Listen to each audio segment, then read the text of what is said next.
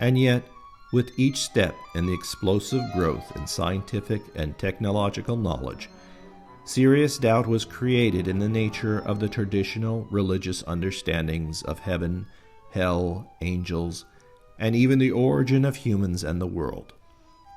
Further, the major religions appeared incapable of explaining or coming to terms with the tremendous changes occurring.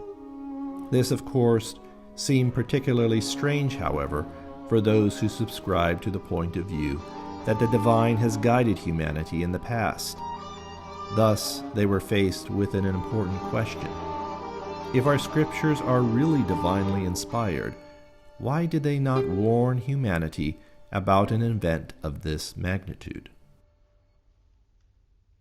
Logically, if the sacred scripture from any of these traditions had any valid claim to divine inspiration, they would have at the very least foreseen this event and warned humanity.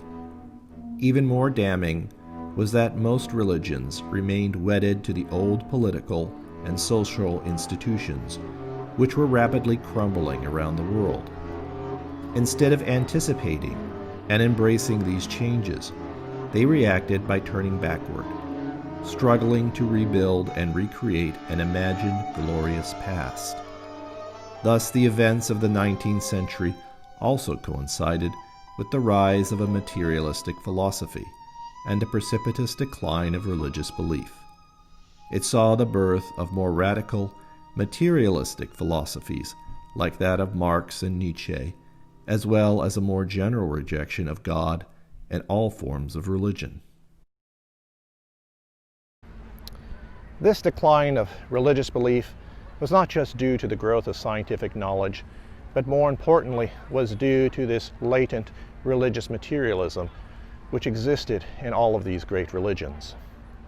I believe that it is this materialism which took root in these religions centuries earlier, which is responsible for the hard split between science and religion, such that many view today science and religion as being completely mutually exclusive, or at the very least belonging to completely different spheres of knowledge. Many religions today deal with this problem by simply avoiding the intersection of both, or relying on faith to explain away the many difficult logical and physical problems which their understanding of Scripture presents.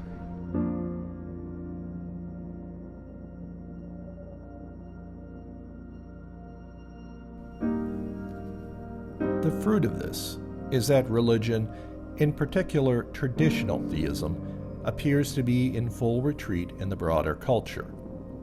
In my experience, the attacks on theism have grown in the nature of their viciousness, ridicule, and derision.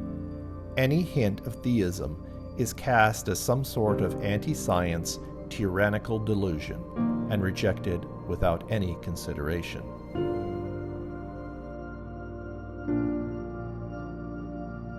On the other side are those who still hold to literalist traditional beliefs. While dwindling, they are now more trenchant in their rejection of science and intellectualism than ever. Others constructed a theology of continual anticipation. Each convulsive event, war, establishment of new nation-states, change in morals are seen as signs that soon they will be rewarded with their imagined promised spectacle played out in the heavens above their heads.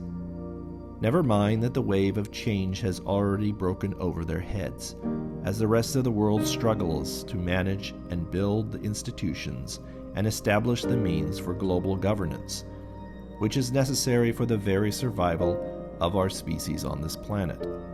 These efforts are viewed as at best unnecessary, or at the worst the plotting of some imagined evil antichrist to deprive them of their right to dump carbon in the atmosphere at will.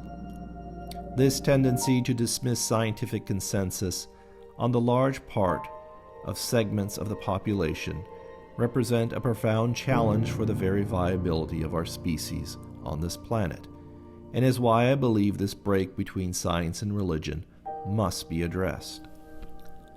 To be sure, there are also many traditional theists who do accept the rationality and authority of modern science, yet their voices seem dimmer and arguments for belief vaguer, and at times the science appears to strain against their stance.